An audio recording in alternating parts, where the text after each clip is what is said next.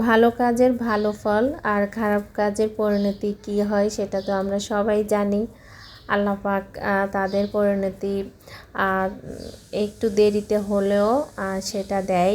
আমরা অনেকে বুঝতে পারি, আবার অনেকে সেটাকে আমরা ইগনোর করি, এই আর কি। তো ভালো কিছু করার চেষ্টা করব সবাই, অবশ্যই খারাপ কাজ থেকে বিরত থাকব। এই মাহে রমজানে আমরা সবাই চেষ্টা করব গীবত থেকে দূরে থাকতে, মানুষের সমালোচনা না করার, আর যাতে না করি, বা আমরা যাতে সবসময় আল্লাহর ইবাদত করতে পারি। আর সবার জন্য এই শুভকামনা রইল, সবাই ভালোভাবে রোজাগুলো কাটান।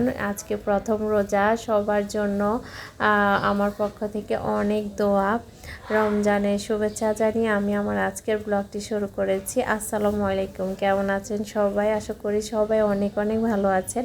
আলহামদুলিল্লাহ আমিও অনেক অনেক ভালো আছি, আগের চাইয়ে আলহামদুলিল্লাহ। আল্লাহ পাক অনেক ভালো রেখেছে, সুস্থ যে আছি এটা আসলে আল্লাহর কাছে আমরা শুকরিয়া আদায় করব কিভাবে জানি না। আল্লাহ পাক কীভাবে খুশি হবে আমাদের উপরে সেটা একমাত্র আল্লাহই জানে। তো প্রথম রোজাতে আজকে আপনাদের সাথে আমার ভিডিওটি শেয়ার করতে যাচ্ছি। এই ভিডিওটি আমার রোজার না, এই ভিডিওটি 2-3 দিন আগের ভিডিও আজকে শেয়ার করেছি। আশা করি ভালো লাগবে আমার ভিডিওটি আপনাদের কাছে। সকালে উঠে তো নাস্তা রেডি করেছি, তারপরে আমার হাজব্যান্ড আর আমি নাস্তা করতে বসেছি। আমাদের বাসায় গেস্ট এসেছে, আমার কাকা আর আমার চাচি। তো ওনারা হসপিটালে গিয়েছে, তাড়াহুড়া করে নাস্তা রেডি করেছি, কিন্তু ওনারা খেয়ে যায়নি। ওনাদের মানে খালি পেটে অনেকগুলো টেস্ট, এই জন্য খাওয়া ছাড়াই ওনারা চলে গেছে। তো আমরাই খেতে বসেছি। আর খালাম্মা আসার সময় আমাদের জন্য সাইন্না পিঠা এনেছে। এটা অনেক এলাকাতে এটাকে মেরা পিঠা বলে, আমাদের এলাকাতে এটাকে সাইন্না পিঠা বলে। আমার অনেক পছন্দের একটা পিঠা। এবার আমার করাই হয়নি অসুস্থতার কারণে, এই পিঠাটা আমি বানাতে পারিনি। তো আমার খালাম্মায় আনলো, তো ভাবলাম যে রাস্তার পরে একটা খাবো। আর আমার ছেলে বলল চিকেন খাবে, সকালবেলা সে রুটি দিয়ে ভাজি খেতে চাচ্ছে না। তো আমি চিকেন 2টা ভেজে রেখেছি ওর জন্য, একটা ওর পাপাকে দিয়েছি, ওর বাবা দেখে খেতে বলল তো দিলাম, আর একটা ওর জন্যই তো বাটিতে রেখে দিয়েছি।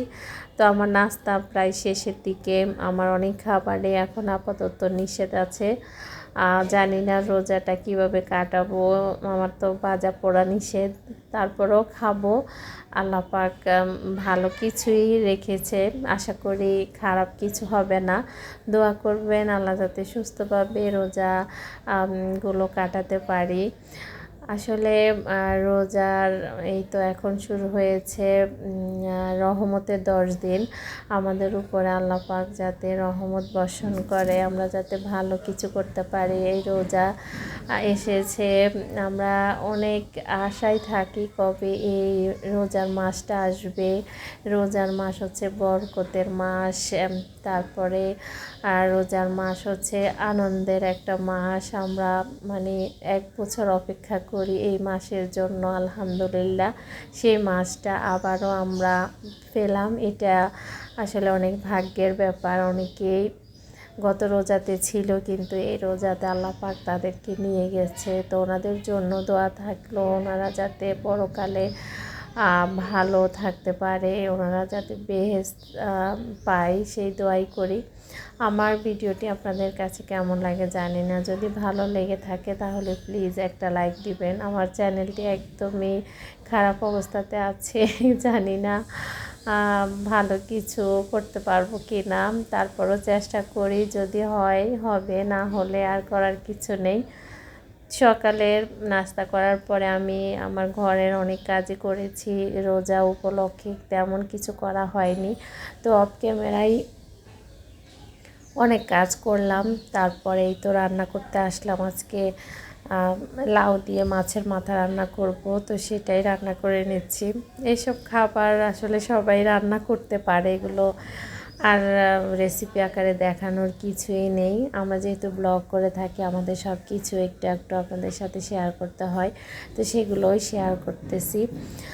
তবে একটা কথা সবার জন্য থাকলো যে রোজাতে আমরা একটু ভাজা পোড়া কম খাবো আর ফ্রোজেন খাবারটা কম খাওয়ার চেষ্টা করব। ফ্রোজেন খাবারে আমাদের ক্ষতি হবে। অনেক আপুরাই দেখলাম অনেক কিছু ফ্রোজেন করে রেখেছে, তবে বেশি দিন না খেয়ে সপ্তাহের মধ্যে শেষ করে ফেললেই ভালো হয়। রোজাতে একটু হেলদি খাবার খাওয়াটাই ভালো, কিন্তু আমরা তো বাঙালি বা আমরা এগুলো খেতে খুব বেশি পছন্দ করি, আমরা খেতে চাই, কিন্তু খাওয়ার পরে যে সমস্যাগুলো হয় এটাই সবচাইতে বড় কষ্টের। অসুস্থ থাকাটা যে কতটা কষ্ট এটা আসলে যারা অসুস্থ হয় তারাই একমাত্র উপলব্ধি করতে পারে, এছাড়া অন্যরা বুঝতে পারে না। তো এই জন্যই সবার উদ্দেশ্যে কথাটা বলা, আপনারা কেউ মনে কিছু নেবেন না, খারাপ উদ্দেশ্য নিয়ে এইসব কথা বলেনি। তো আমার কাকা আসার সময় আমাদের জন্য মুড়ি এনেছে। আমার আবার গিগোজের মুড়িটা অনেক বেশি ভালো লাগে, আমি ঢাকার মুড়িগুলো খেতে পারি না। তো গিগোজের মুড়িগুলো এত মজার ছিল, মানে হাতে ভাজা মুড়িগুলো ছিল একদম বড় বড় আর এত মচমচে।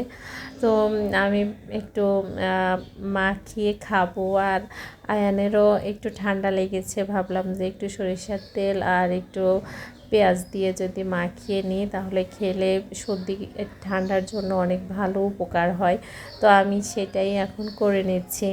ছোট্ট করে একটা রিকোয়েস্ট করে নিই লাস্টে, আমার ভিডিওটি যদি আপনাদের কাছে ভালো লাগে প্লিজ আমার চ্যানেলটি সাবস্ক্রাইব করে পাশে থাকা বেল বাটনটি অন করে দিবেন, এতে করে আমি যখন নতুন কোনো ভিডিও দিব আপনারা সেটা সময় সুযোগ করে দেখে নিতে পারেন। আর এই কাজগুলো যারা অলরেডি করে ফেলেছেন তাদেরকে অসংখ্য অসংখ্য ধন্যবাদ জানাচ্ছি।